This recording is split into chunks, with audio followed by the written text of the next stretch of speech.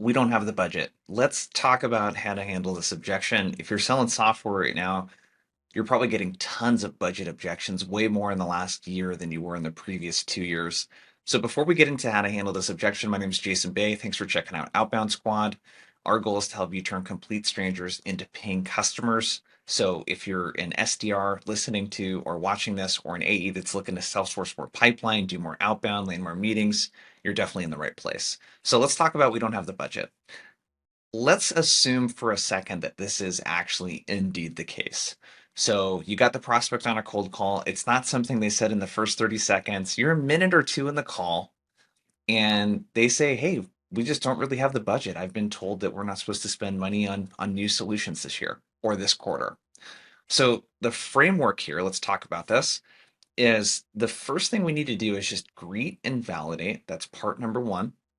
The second thing that we need to do is then dig in a little bit more with the prospect and handle the objection. The greet and validate part is really important because there's nothing worse than when a prospect gives an objection, you immediately go into your rebuttal and the prospect is on guard. So the first thing we want to do is disarm them.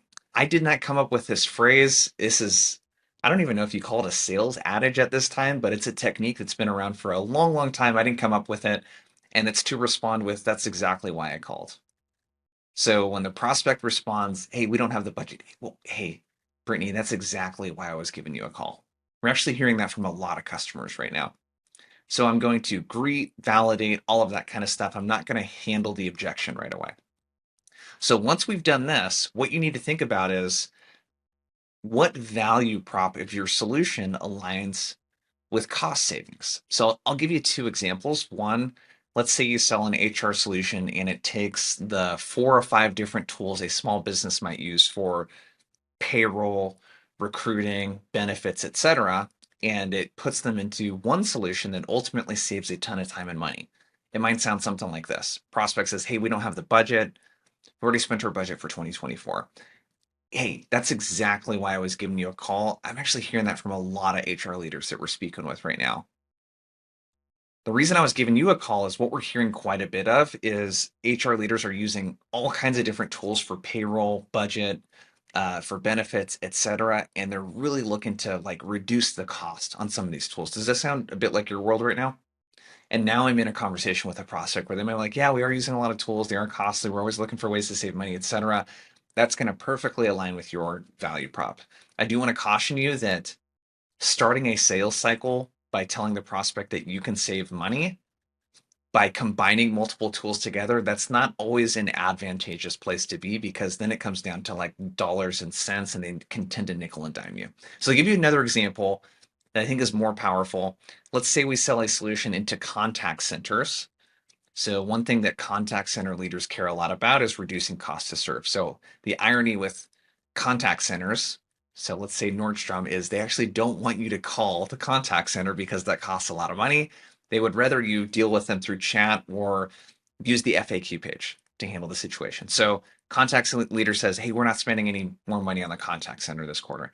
Hey, great, not a problem. That's the reason why I was giving you a call. What we're hearing from a lot of contact center leaders is budgets are tight right now and they're looking for ways to reduce cost to serve. Too many people are calling into the contact center and they want them to self-serve more. Does that sound a bit like your world? Well, yeah, it does. Well, the reason I was giving you a call is we're working with other retailers like your Nordstroms of the world, like your so-and-sos. And one of the things that we're helping them do is reduce incoming call volume so they can reduce the call cost, excuse me, to serve their customers. How about we set aside some time when I'm not calling you in the middle of your day? We could talk a little bit more about it. So the goal there again, when someone says we don't have the budget, it's to acknowledge, greet, validate, not a problem. I'm hearing that from a lot of customers. That's exactly why I was giving you a call. And then we're going to talk about what people like them are wanting to do that's related to cost savings. And it's not always combining multiple tools. It could be reducing cost to serve, like I said in this case, or whatever it might be. And then I'm going to go in and ask for the meeting. So that's my tip. When you get, we don't have the budget, don't worry. You're going to hear that a lot. Think of how your solution can help from a cost saving standpoint and align to areas and priorities that the buyers care about that align with cost savings. So that's my tip for you today. Make sure to check out Outbound Squad on Apple Podcasts, Spotify, wherever you listen to podcasts, and we'll see you next episode.